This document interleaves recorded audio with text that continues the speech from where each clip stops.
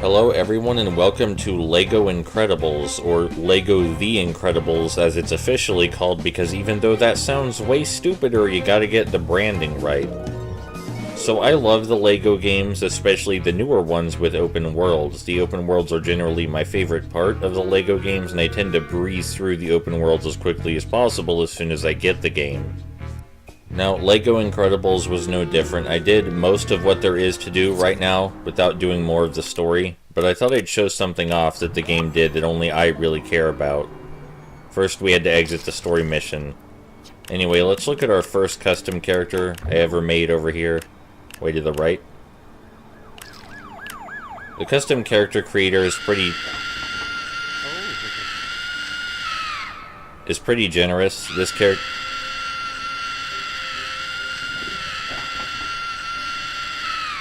It lets you pick from preset superpowers. This character's name is Fanboy, wears a football helmet, has face paint on, and they scream.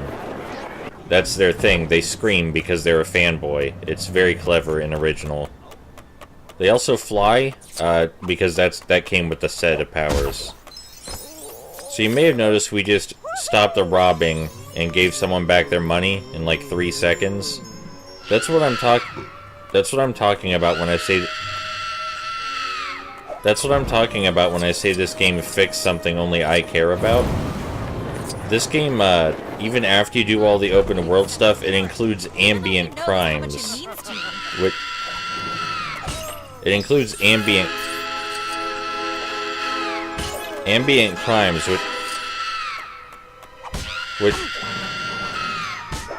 Ambient crimes, which are crimes that appear randomly in the open world that you can always stop, even after you've completed every mission. This is the second custom character I made. His name is Bernie, not to be confused with the character Bernie from The Incredibles. I really like how his design came out much better than Fanboy, much more consistent. He has fire powers. Fire powers are basically just ranged attacks. He can shoot a laser, he can shoot fire from his hands, nothing too special. Anyway, this game has the inclusion of ambient crimes, which are crimes that randomly appear throughout the city that you can complete at any time and you never run out of them. This mechanic is an inclusion that probably nobody gives a shit about except for me, because I complete the open worlds as quickly as possible, and then there's nothing for me to do in the open worlds besides wander around aimlessly. And while that's fun for a little bit, it gets old really fast. So, when they added these ambient crimes, they gave me something to do while wandering around aimlessly in the open world. I just look on the map for a red dot, and the red dot will either be someone getting robbed, or a group of criminals just kinda hanging out that I can beat up. Now, calling them ambient crimes is a little bit misleading, because at least 2 of the ambient crimes aren't actually crimes. And even then, there's only 4 ambient crimes in total. So it's not like there's a great variety in these infinite optional missions that just appear.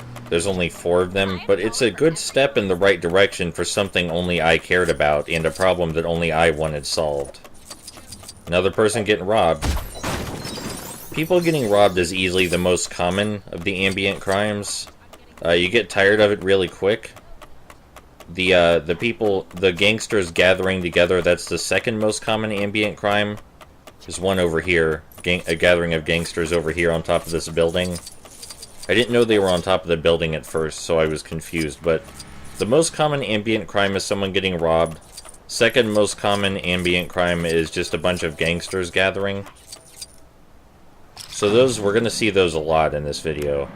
You're gonna have to switch to Fanboy to get on the roof, and then switch to Bernie.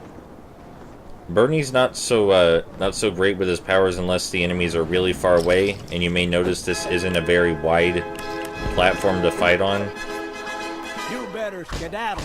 You don't know who you're messing with. So it's not a great place for Bernie's fire powers.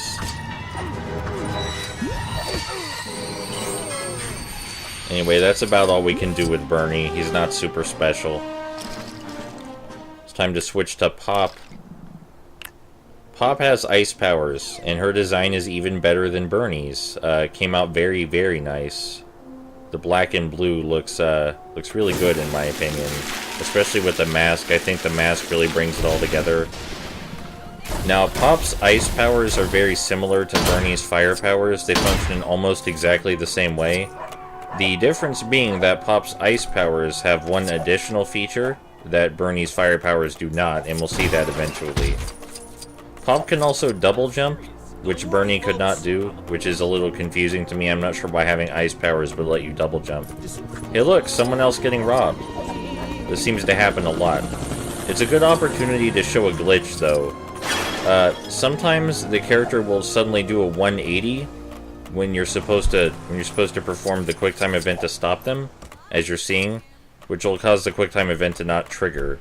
It doesn't happen very frequently, and it's easily solved by simply letting the robber run away a little bit, but it is very odd looking. I think it has something to do with the animation being more complicated for agile characters or something like that. Anyway, I did say there was something else to Pop's powers that Bernie couldn't do. That guy's generator exploded, but that's not important. If we use Pop's ice powers, we can freeze a robber long before they even run away with the money. Now, I don't know if you're supposed to do this, but it's certainly useful.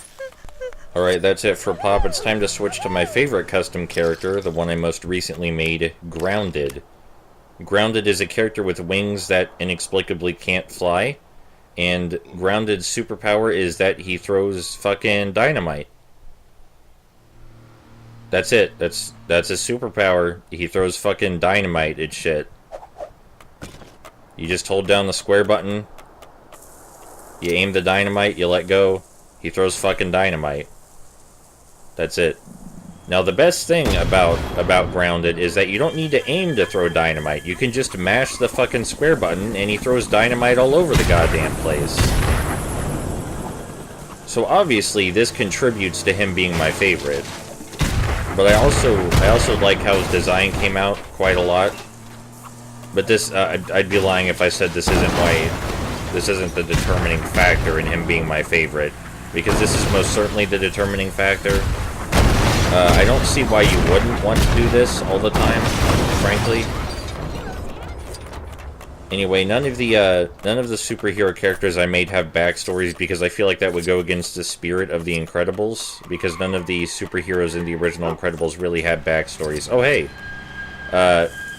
there's a gathering of gangsters. Sadly, no matter how many times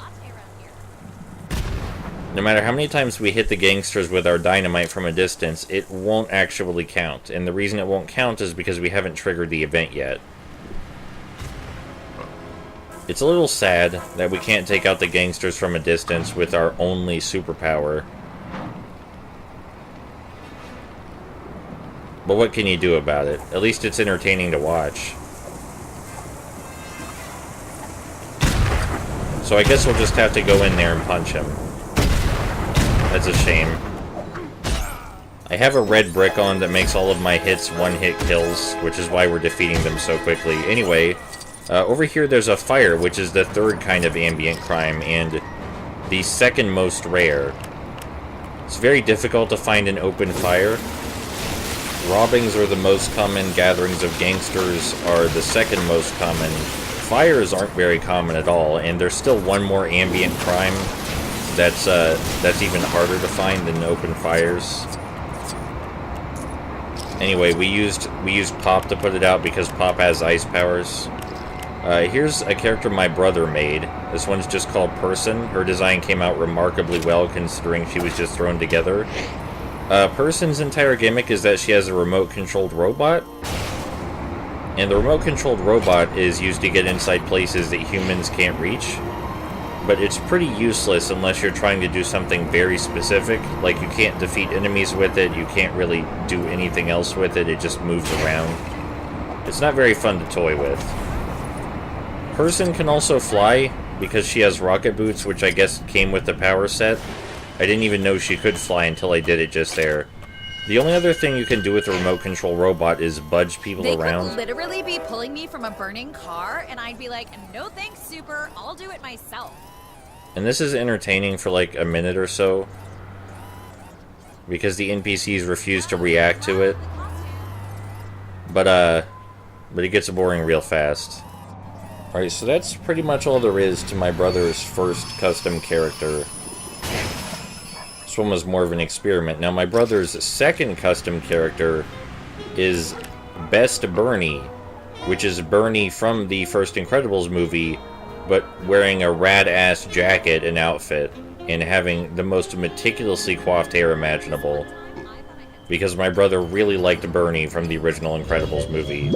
And Bernie has Violet's weird psychic and force field powers. Now, I put a lot of effort into my custom characters, but I think he obviously wins on concept alone. While we have the force field up, no one can hurt us, but sadly we can't just bowl them over with the force field. If we get out of the force field, we can target them with psychic waves and shoot them, which is fun, but works best at a distance, which we don't have right now. We don't have the advantage of range at the This moment. reflux you can't get rid of. I mean, shooting psychic waves or force waves or whatever at least looks really cool, so there's that. But yeah, the main feature of Best Bernie is that he can make that force field ball. And it has an additional feature. It doesn't just make us invincible. It allows us to do something you might not expect. We can use it to go underwater, which makes Best Bernie just as useful as any character that can swim underwater, of which there are very few. So yeah, this is pretty neat. There's still one more ambient crime left. I don't know if we're going to get to see it, because it's the most rare and it's very difficult to stumble across. But that would be nice if we got to see it before I stop the video. The water in this game is ugly as hell, by the way. This game seems like it was made on a pretty short time limit, but considering that, they managed to add several improvements. Oh, here's the final ambient crime. Someone just trapped under some shit. This is the rarest ambient crime to find. But yeah, sometimes there are just people randomly trapped underneath shit that need your help. Just gonna throw dynamite on that, that should solve the problem. Anyway, you've seen all the ambient crimes, and Traveler's Tales is taking a big step in the right direction to solve a problem only I give a shit about. So that's nice.